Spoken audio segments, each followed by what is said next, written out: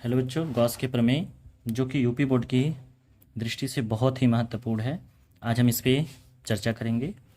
किसी बंद पृष्ठ, गॉस का प्रमेय क्या कहता है पहले ये समझिए कि किसी बंद पृष्ठ से गुजरने वाले संपूर्ण फ्लक्स का मान, किसी भी बंद पृष्ठ से गुजरने वाले संपूर्ण फ्लक्स का मान उसमें उपस्थित आवेश का 1/ε0 गुना होता है। किसी भी बंद पृष्ठ से गुजरने वाले संपूर्ण फ्लक्स का मान, फ्लक्स मतलब फाई, उसमें उपस्थित आवेश का 1/ε0 गुना होता है। ठीक है, आइए हम इसको प्रूफ करते हैं। सबसे पहले तो ये हम एक पृष्ठ मान लिए हैं। मैंने फिगर पहले से ही बना दिया है क्योंकि वीडियो छोटा बनाना है और आपको कम समय में पूरी डिटेल जानकारी दे दिया जाए।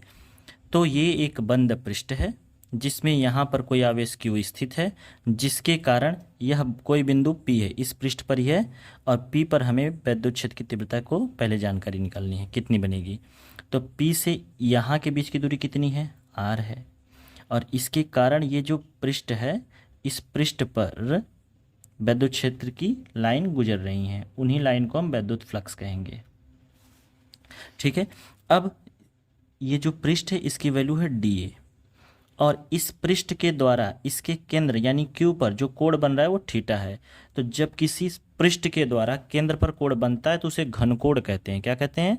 घनकोण कहते हैं।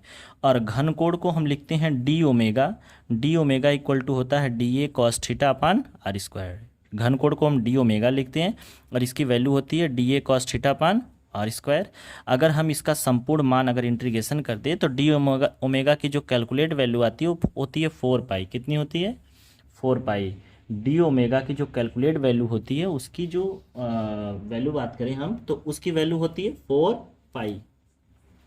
अब हम ऐसा मानते हैं कि Q के कारण जो P पर विद्युत क्षेत्र की तीव्रता है वह E है, और E की वैल्यू कितनी होगी? KQ upon R square. E की वैल्यू होती है KQ अपान R स्क्वायर।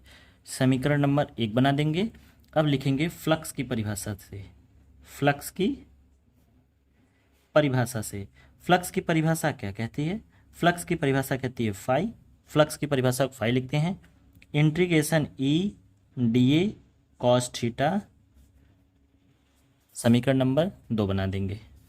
2 में 1 का मान रखने पर तो फाई इक्वल टू हो जाएगा इंटीग्रेशन E की वैल्यू है KQ upon R square DA cos theta. KQ upon R square DA cos theta. KQ को इंटीग्रेशन से बाहर निकाल देंगे, KQ बाहर आ गया और ये हो गया DA cos थीटा अपान R स्क्वायर। देखो यही चीज़ मैं यहाँ लिखा हूँ, DA cos थीटा अपान R स्क्वायर, और इसकी वैल्यू होती है डी ओमेगा। इसका मतलब हम यहाँ पे लिखेंगे KQ इंटीग्रेशन डी ओमेगा, और डी ओमेगा की फुल वैल्यू होती है, डी ओमेगा की वैल्यू होती है 4 पाई। और K की वैल्यू आपको पता है कूलम्ब्स लॉ में इसकी वैल्यू कितनी बताई गई है? 4 पाई ε0 इंटू ये Q इंटू 4 पाई। 4 पाई से 4 पाई कैंसल, ये वैल्यू आ गई आपकी Q अपान ε0। यही है संपूर्ण फ्लक्स का मान जिसे आपको प्रूफ करना था। ठीक है, 4 पाई से 4 पाई कैंसिल हो जाता है और KQ अपान ε0 फाई की वैल्यू आ जाती है। ठीक है, फिर से देख लीजिए एक बार। किसी भी बंद पृष्ठ से, ये प्रमेय क्या कहता है, इसको याद रखना है, बहुत इंपॉर्टेंट है और इसकी मदद से हम बड़े बड़े क्वेश्चन को शॉर्ट में सॉल्व करते हैं।